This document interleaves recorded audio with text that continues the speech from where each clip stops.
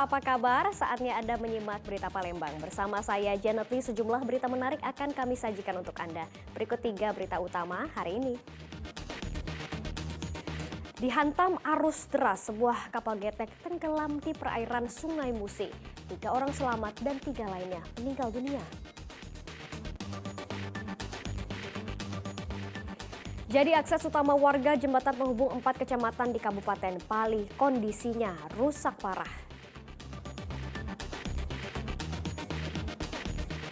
Wisata religi Al-Quran Al-Akbar menjadi opsi wisata sebagian warga kota Palembang.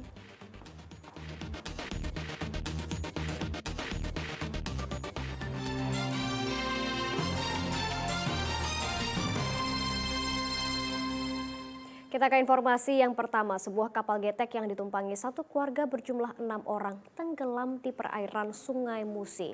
Diduga akibat derasnya arus Sungai Musi. 3 orang berhasil menyelamatkan diri, sementara 3 orang lainnya meninggal dunia.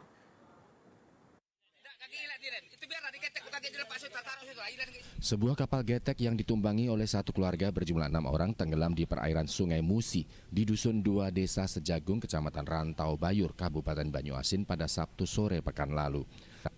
6 orang penumpang ikut terseret ke perairan. 3 orang berhasil menyelamatkan diri dengan berenang ke tepian sungai, sementara 3 orang lainnya tenggelam. 2 korban meninggal atas nama Anita berusia 52 tahun dan Susmala 50 tahun telah ditemukan. Sedangkan jasad 1 orang lainnya atas nama Jamaluddin berumur 40 tahun ditemukan pada hari kedua pencarian pada siang hari. Korban atas nama Jamaluddin umur 40 tahun telah diketemukan oleh tim SAR gabungan, yaitu 300 meter dari tempat kejadian. Korban diketemukan dengan kondisi meninggal dunia. Selanjutnya korban dievakuasi dan diberikan penanganan sesuai dengan kondisi korban.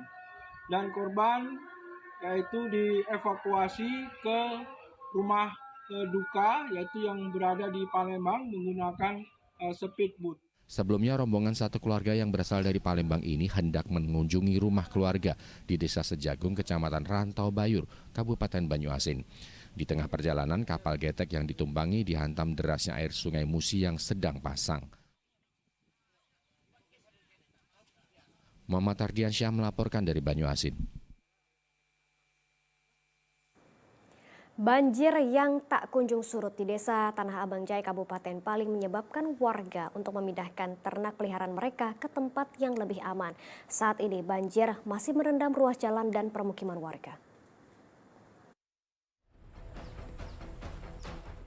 Warga Desa Tanah Abang Jaya, Kecamatan Tanah Abang, Kabupaten Pali mulai mengevakuasi sejumlah ternak mereka. Mereka harus menerobos banjir dengan ketinggian mencapai 1 meter karena banjir yang merendam desa mereka belum juga surut.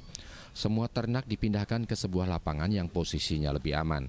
Warga terpaksa memindahkan ternak milik mereka karena khawatir akan terjadi banjir susulan. Menurut warga, hujan hampir setiap hari masih mengguyur desa mereka. Hari ini sejak jam berapa ini Pak masuk air Pak? Jam 6 pagi tadi kalau yang dalam, kalau yang mulai dia masuk tadi malam jam 12. Jam 12. Ya, cuma belum ini sebesar ini. Belum sebesar ini. Ya.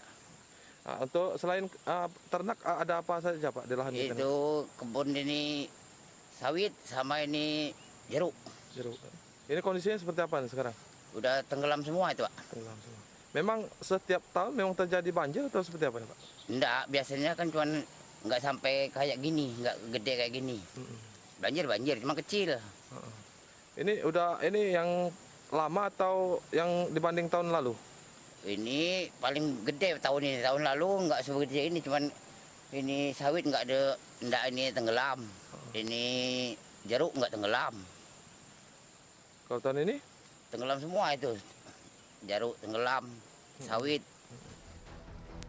Sejauh ini banjir dengan ketinggian 1,5 meter masih merendam jalan dan ratusan rumah warga di Kecamatan Tanah Abang, Kabupaten Pali pada Minggu pagi.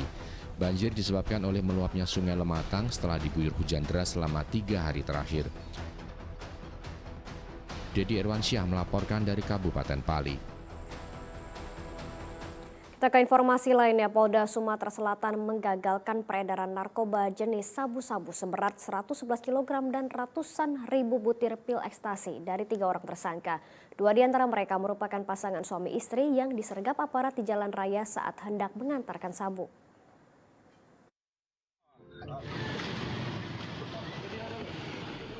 Aparat Direktorat Narkoba Polda Sumatera Selatan menghadang sebuah mobil berwarna oranye yang tengah melaju di Jalan Palembang Banyuasin yang dicurigai membawa narkoba. Polisi mengamankan sepasang suami istri bernama Panji dan Pina yang berada di dalam kendaraan.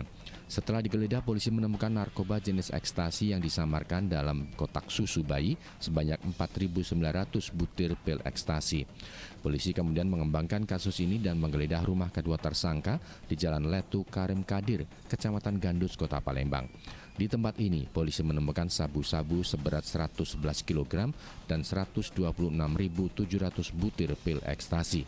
Sebelum menyergap pasangan suami istri ini, polisi sudah terlebih dahulu mengamankan seorang bandar yang membeli narkoba dari keduanya bernama Herli di Jalan Alam Syah Ratu Prawira, Kota Palembang dan mengamankan ekstasi sebanyak 2.500 butir. Berdasarkan keterangan tersangka itulah mereka kemudian mendapatkan barang haram tersebut dari seorang DPO dengan inisial RK yang diketahui berada di Kota Medan. Ketiga tersangka ini dikendalikan oleh satu orang yang masih dalam daftar pencarian orang atas nama RK. Ketiga tersangka ini saling kenal, yang dua itu terikat pernikahan suami istri, dan terhadap 2 orang ini juga mengenal tersangka bersama AR. Polisi menjerat ketiganya dengan pasal tentang narkotika dengan ancaman hukuman mati atau seumur hidup. Muhammad Ardiansyah melaporkan dari Palembang.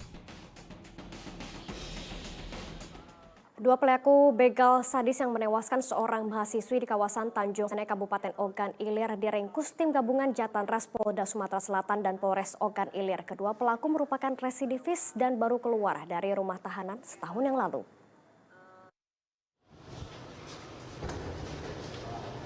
Selang 3 hari, tim gabungan Jatanras Polda Sumatera Selatan dan Polres Ogan Ilir meringkus 2 pelaku begal sadis yang menewaskan seorang mahasiswi Universitas Sriwijaya di Tanjung Senai, Kecamatan Indralaya, Kabupaten Ogan Ilir bernama Naswa Kesia Safira berusia 18 tahun.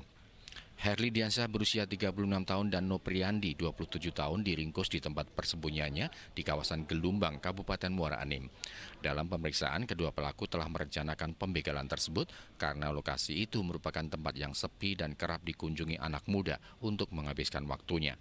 Saat kejadian, korban Naswa dan rekannya Aldo mencoba melawan sehingga pelaku Herli Diansyah melakukan penusukan di bagian punggung kiri sehingga korban meninggal dunia.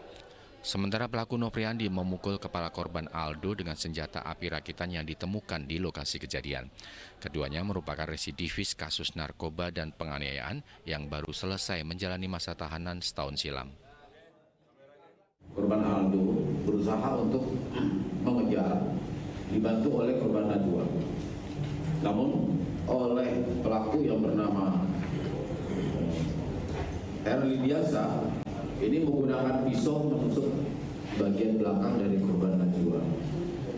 Setelah itu pelaku melarikan diri.